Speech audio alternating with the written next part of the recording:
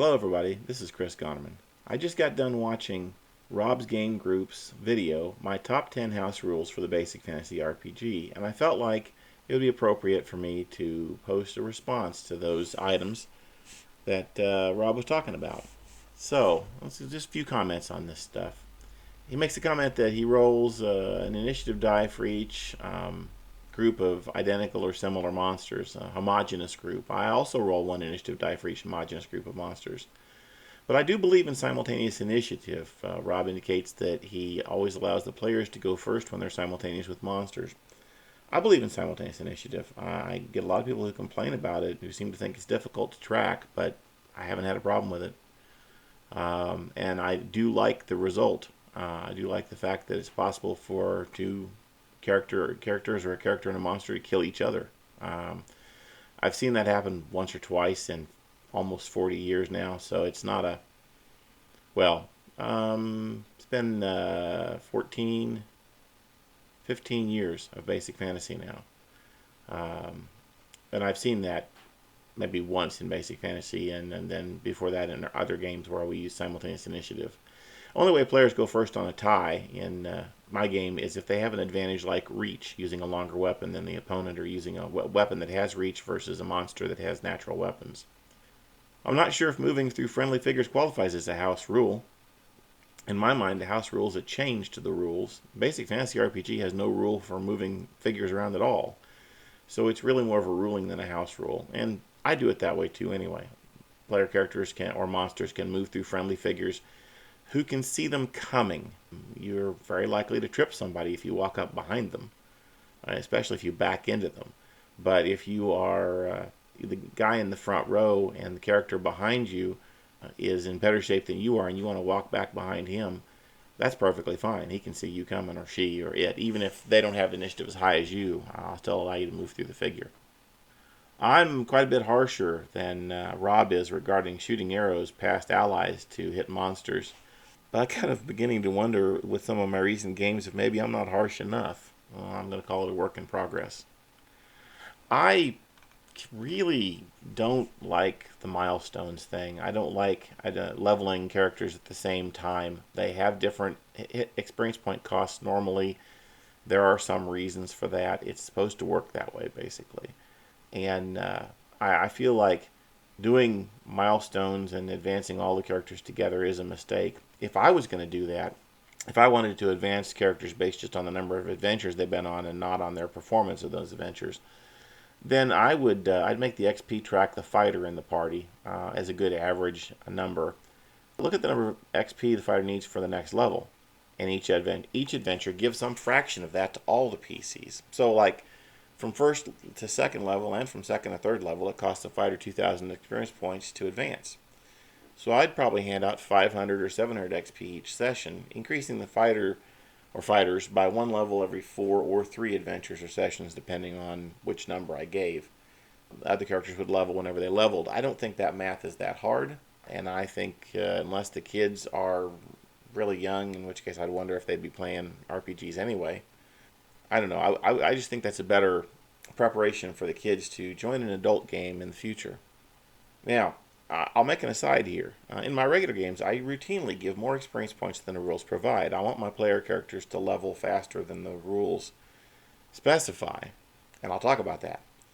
Basically, I take the total I'm dividing, whatever that number happens to be, and I divide it by less than the number of shares. So if there's a party of 4 characters and they earn 900 experience points, I'll most likely hand out 300 experience points per character instead of the correct 225 experience points, just to speed up the advancement rate.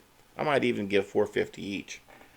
Whatever it takes to advance the party fast enough for the adventures I'm planning to run. And that's a key factor there, for the adventures I'm planning to run.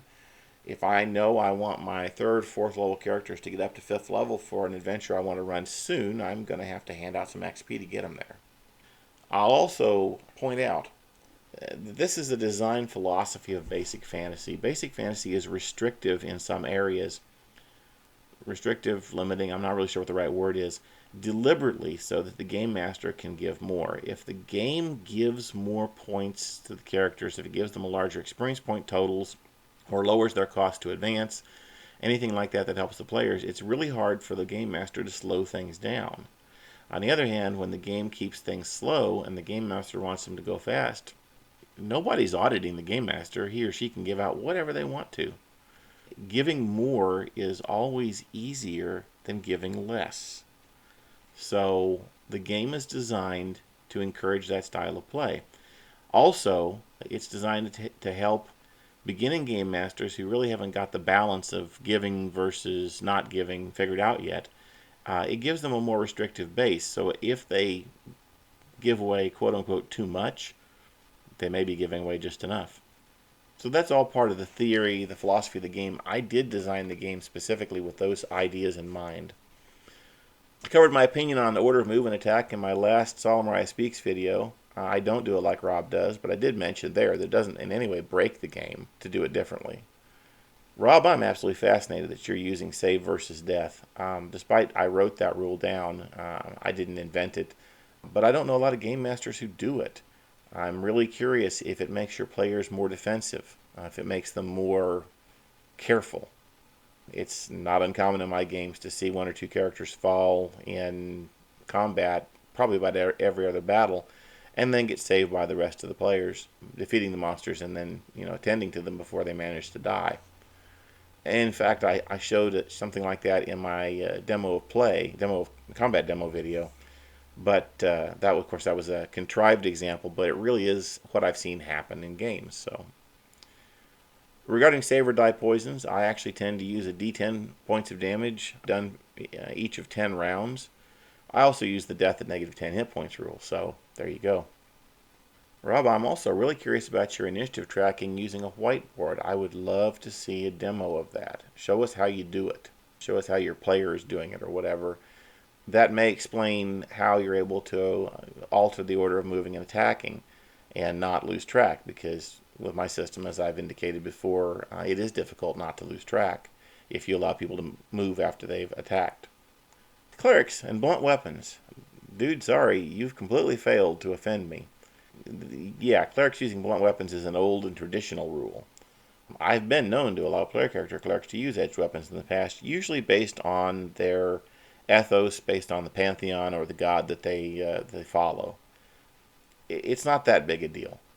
I have a video about how I apply Rule 0 and how I describe and explain it. I'm going to link it in the description to my video here. Basically, I just say more or less what you said in your video, so I'm not going to say it again.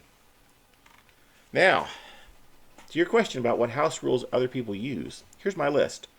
I use the Druid, Illusionist, Paladin and Ranger, Scout, Gnomes, Half-Humans, Combat options, Thief options, and a couple of items for Magic User options. Those are the names of the supplements on the downloads page of the Basic Fantasy RPG website that I use in my game. And yes, I use several of the options described in the Game Master section of the core rules, including a variation of the Poison rule and the negative 10 hit point rule. Naming the supplements you're using is how I intend for Game Masters to describe their games to potential players. You should be able to describe it that way, the way I just did, by listing off the supplements you're using, and your players should more or less immediately know, if they're at all basic fantasy players, what to expect from your game. It's about 40% of the reason the supplements are provided in the a la carte format that we use. The remaining part has to do with, well, my rule about not having compilations on the downloads page. I don't like anytime you start compiling house rules that are disparate, that cover different things together into one book, and you publish it on your main page, it kind of becomes official. And I don't want any player coming to a game with a compilation in hand that I've approved and say to the game master, well, you need to allow all this stuff because obviously the author of the game created it. It's meant to be used. No, it's up to the game master. Keeping it a la carte like this makes it a little easier because the game master can include or exclude the specific supplements that they want, and none of them are any more official than any others. They're not any of them in print, and that's also by design. I don't allow any compilations, even my own, on the downloads page for that reason. But, as I say, the a la carte format also is great for allowing the game master to tailor the rules to his or her game world without having to, in the same way, detail everything line by line. You just say, I got druids and illusionists. You can pick one of those instead of a cleric or a magic user if you want to. I've got gnomes. That's cool. The only one of those that people typically pick and choose bits out of is magic user options. It's about the only one that was written to be used that way. And if you flip through that PDF, you'll see the checkboxes intended to be used by the game master to mark what he or she does or does not use out of the supplement. So that's how I do it. That's how I run games. Very interesting to hear about how you run games. I love your video. Just wanted to make sure that you know that. And I'll be watching for more. Thanks.